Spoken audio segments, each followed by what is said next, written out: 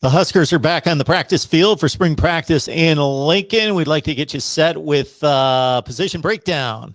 Starting with the offense, we got Zach Reeder on the line from Fifth Quarter College Football to help us out. Hey, Zach. How's it going, Mark? It's going pretty well. How you doing? Not too bad. All right. New quarterback in play. And even though there's a quarterback competition, I think a lot of people would be shocked, including myself, if Casey Thompson was not the guy taking the snaps against Northwestern in week 0. Led the Big 12 in touchdown passes. So let's start with Casey Thompson and what you think, based on what you've seen, he brings to the table that might be an upgrade.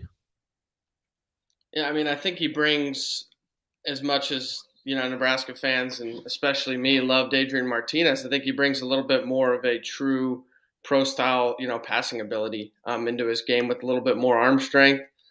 The inaccuracies will happen with him, but I think that you're getting more of a true passer, which I think fits into this Mark Whipple offense coming from Pittsburgh and just working with Kenny Pickett. We saw how much better he got throughout his career. So I think that it's bringing, a true passing guy in with some athletic ability that Frost likes, obviously, with his option offense. So I think it's kind of the best of both worlds, but I know that they were starting up some practice stuff the other day, and they said all the quarterbacks looked absolutely fantastic through the first day or so.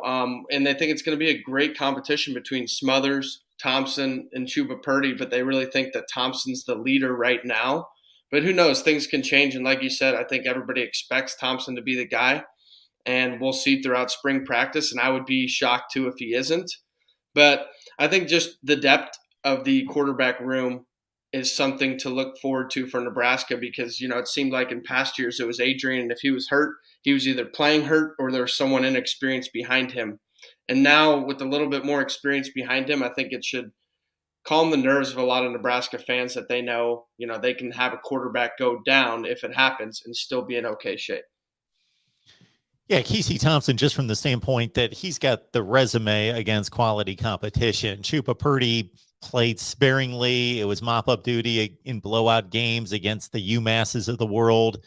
So not a whole lot to go on there. And then with Logan Smothers, he takes on a top-flight defense in Iowa in his one big audition.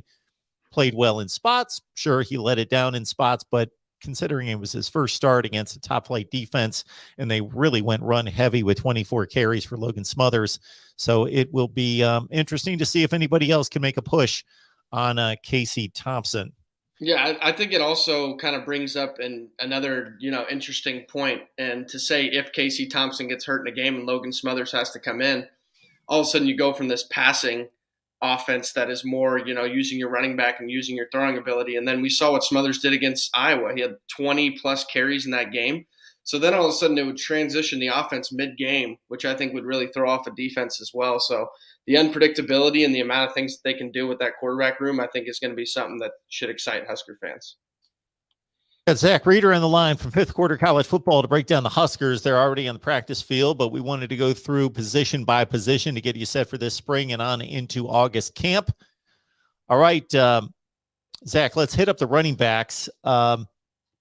We were having a conversation the other day looking at long-term wide receiver U, quarterback U, DB U, running back U, and certainly Nebraska's got a case long range, but it's been a few years. Amir Abdullah comes to mind where there's been a dominant back for the Huskers like there used to be in the days of Lawrence Phillips and Amon Green, etc. Ramir Johnson comes back after a nice season, 16 catches, 500 yards on the ground. Jaquez Yant as well. But it's been a kind of a thin position the last few years. How do you see the running back room shaping up? Yeah, I think every single year with recruits and everything, I think most teams think they're going in pretty deep at the running back position because you have a lot of numbers there. But I think that there is I think it kind of goes hand in hand with the quarterback position. I think that there's a ton of different types of talent in this Husker backfield, and I'm really excited to see it. I mean, you talked about Ramir Johnson. We know how good he was, and he was a guy that started off 5th on the depth chart, and he had a fantastic year. Smaller guy, but runs really, really hard.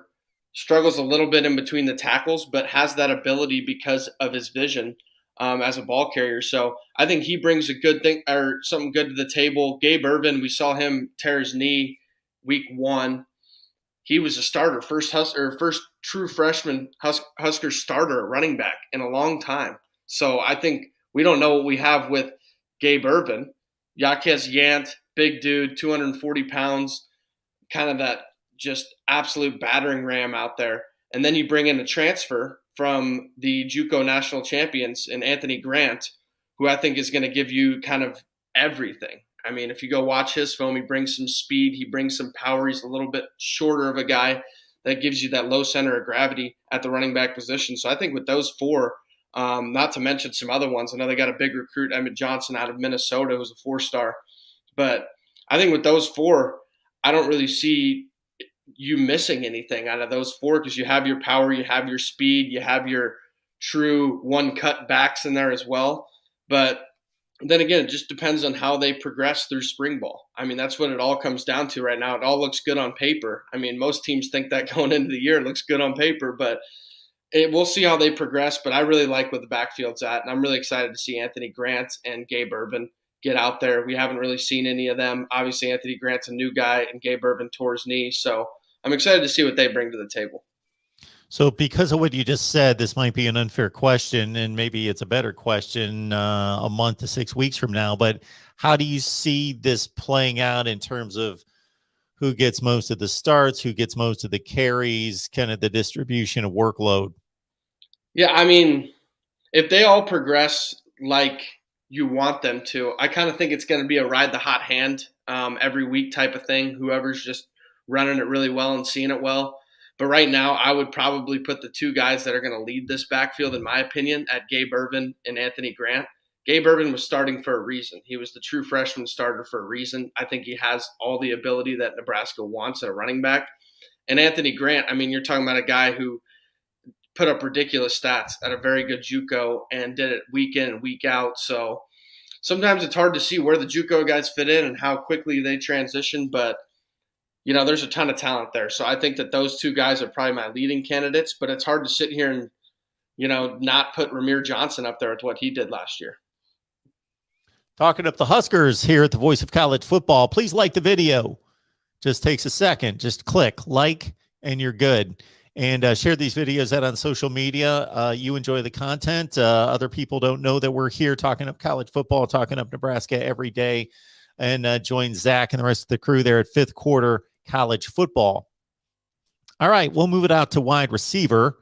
And the 2 names that hit me as guys that have gotten on the field, they've produced to a certain extent. It's not like they're new to it. They've put up some numbers against decent competition, decent defenses, but also looking for a breakout between Xavier Betts and Omar Manning.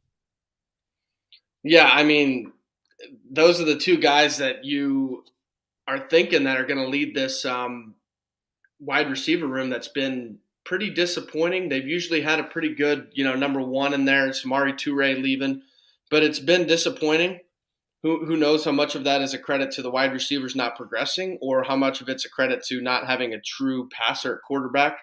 But no, I'm really excited for this room, and I think Nebraska made an emphasis in the offseason to go progress these skill position rooms as much as they can and get them as deep as possible because I think they've been running into a lot of issues because they haven't done that. But now when I look at the room, I think Omar Manning and Xavier Betts should be the leaders. Hopefully they can progress. New coach Mickey Joseph. I mean, you're talking about bringing in one of the better wide receiver coaches in the country. And it's hard to argue that for most people because of what he's produced at LSU and who he's helped train, Justin Jefferson's, the Jamar Chases of the world. So you bring in Trey Palmer, an LSU guy who has a ton of speed as well. Oliver Martin, we've seen him out there, the Iowa transfer. He's been out there and produced time and time again with a lot of speed. Alante Brown, we know how big of a recruit he was for Nebraska, and again, ton of speed. But we'll see how much he progresses during spring ball. But also another guy is Garcia Castaneda. I might be saying that wrong. Transfer out of New Mexico State. Again, a guy who put up really good stats in New Mexico State, so he transfers in. And now he could be looking at being, 5th or 6th on that depth chart if everybody's progressing like they should. So that shows you how deep it is. And I know Husker fans were all happy about, DeColdest, Crawford. You got all these guys coming in, these freshmen, these guys who have been in the system, Kamane Grimes. There's a ton of these 4-stars. But right now they're sitting on the back end because this room is really deep with a lot of talent. You get some transfers in, and they're experienced. It just comes down to right now, how quickly can they gel with a quarterback that's probably a little bit better of a passer. So, and you got to love the coaching there. I mean, I think that that's probably the biggest thing right now is that they finally got that coach that they want in there to help these guys progress. Absolutely. Good things we hear there, both as a recruiter and as a coach on the field. Got Zach Reeder here breaking down Nebraska position by position. And yeah, Castaneda, 37 catches, 578 through the air. That's 15.6 yards per catch and 4 touchdowns from New Mexico State. Zach, at the tight end position, of course, Austin Allen's at the NFL Combine right now in Indianapolis showing what he can do. Thomas Fedone, of course, he's the guy in regards to a future, a ceiling. Unfortunately, did not get to see him last season. So where do you think we stand with the tight ends? Yeah, I think the tight end room is really, I think it's deep, and I think it's pretty good as well. I mean, you talked about Fedone. I think everybody's expecting him to be that guy this year. Still young, obviously, hasn't truly got on a college field and played in a game, but all the talent's there. I mean, high 4-star guy. You got Travis Vokalek, who's been in the system for a while. This is going to be his 5th year at Nebraska. I think that you get that experience with him. He's got a little bit more size, and then you have that receiving ability and true talent in Fedone. So I think that combo is going to be pretty good. And then you add some other guys in there like Chris Hickman. He's been really good in there as a blocker, former receiver as well. So you know he has the receiving ability. Chandler Brewington has been an extremely good blocker. There's videos blowing up of him when he blew up some guys in the Iowa game down at the goal line. So I think that there's 4 guys there that have a really good chance. And I'm really excited to see that kind of combination between Fedone and Vokalek, because you gotta see how much Fedone progresses as a blocker. I know that's a big thing in Scott Frost's system. It's always been with the tight ends. He loves having that 12 personnel out there. So we'll see how much he progresses there. If he can, you got to think he's going to be the number 1. But Vokalek's been really good behind Allen. The problem was that he was behind one of the better tight ends in college football. Yeah, Austin Allen, again, impressing scouts this week at the NFL Combines. After 38 catches with the Huskers last year, Vokalek caught 11 at about 11.5 yards per reception. Got Zach Reeder on the line from Fifth Quarter College Football breaking down the Huskers. So check out all the videos as we go position by position here at the Voice of College Football. Hit the like button, help us build the channel. Zach, in regards to the offensive line, okay, that's been a trouble spot. Is there reason for hope? It's tough to kind of figure out the offensive line position. I mean, they brought in 2 transfers that are really experienced, Kevin Williams Jr. from Northern Colorado and Hunter Anthony from Oklahoma State. These are 2 guys that have played a lot of college football, so they're hoping that those 2 guys can help this young offensive line, because if you go look up the youth of this offensive line, you're talking about guys that there's nobody that's even really a junior besides those 2. I mean, you could talk about Newley, who's supposed to be the center. He's a junior, but there's just a lot of inexperience. Turner Corcoran, he just finished his 1st year. Bryce Benhart, he's going to be in his 3rd year, but he's a redshirt sophomore. You got a ton of guys. I mean, Teddy was a guy that was huge last year, a big-time recruit, and he was a guy that did really well, but then he tore something in his knee as well. So I'm excited to see what shakes out of this line, because I think they have a ton of tackles. We know that the tackles were terrible last year. We know that was the biggest problem with Nebraska. They have a ton of size, but now how does it all gel, and how do they figure out where each guy goes? And I mean, really, any guess is as good as mine right now. But I think that the 2 guys that they brought in to transfer are going to push these younger guys to obviously produce better, because what Turner did last year, what Benhart did at left and right tackle, that's not gonna fly. I mean, with as much talent as Nebraska has, and Scott Frost being in that prove it year, you can't have that play from your offensive tackles. So I think that the 2 guys they brought in are going to push these younger guys. We'll see if the younger guys can respond, but there's got to be massive improvement in the offensive line, or else Nebraska is really not going to take that next step. I mean, sure, they could have average offensive line play and be a 7-5 team this year, but if you want to take that next step and show that you're a team that to be reckoned with in the Big Ten, you have to have good offensive line play. It's what Michigan had last year. It's what Ohio State's had for years. Penn State's had pretty good offensive line play. Obviously, we know Iowa and Wisconsin have that every year, and that's why they're at the top. So, I mean, all these weapons I'm talking about, I'm excited about all these position groups on the offense, but the offensive line it's the cog to it all. Absolutely. It's a physical league. Most teams stake their pride on physical play at the line of scrimmage, and it is still football. So while we like to look at the numbers and look at the flashy players on the perimeter, the offensive line is where it all starts and probably the most important unit on the field as a group. Got Zach Reeder breaking down the Huskers here at the Voice of College Football, looking at the offense position by position. So with Mark Whipple coming in from Pitt, of course, he had Kenny Pickett, who again is at the NFL Combine this week and lit it up enough to go to New York for the Heisman ceremony. And now he gets a quarterback in Casey Thompson that I don't want to liken him to Pickett necessarily, except for he's a pass-first quarterback as opposed to what Adrian Martinez was. So it seems to be a good fit there. Based on what you know about Whipple, is there anything in particular you're expecting out of this offense that might be different? Yeah, I mean, I'm expecting a lot more passing concepts that seem a little bit simpler. It seemed like Nebraska last year, they mixed in a lot of run. They wanted to be physical and run and run and run, and then they wanted to hit you with these complex play-action passes, which works sometimes. That's why Nebraska had plenty of Austin Allen 30-yard catches out there. So, but the problem is the complexity of those play-action passes all runs with the offensive line, and they didn't do well enough. And then Adrian Martinez wasn't the best passer to go with that. So it was just a bad combo, and that's why you saw them fall late in games when they needed it, and they couldn't close out games. So I think there's going to be a lot more concept, with switch route concepts and drag route concepts to kind of bring people across the field and throw all these sort of pick routes at defenses so that you can open up some of these speedy receivers that Nebraska has. I think that's probably the biggest thing right now. That's how you get a guy like Casey Thompson comfortable.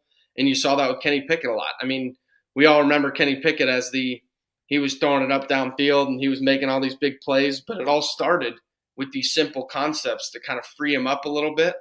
And defenses started coming up and playing a little bit more, press coverage. And that's when you start to, have that true freedom of being a quarterback and finding all areas of the field open. So in my opinion, I think that Whipple's going to help open that up with those simple concepts. And Casey Thompson being a guy who was at Texas with Sarkisian, I think it's a great transition mark for him.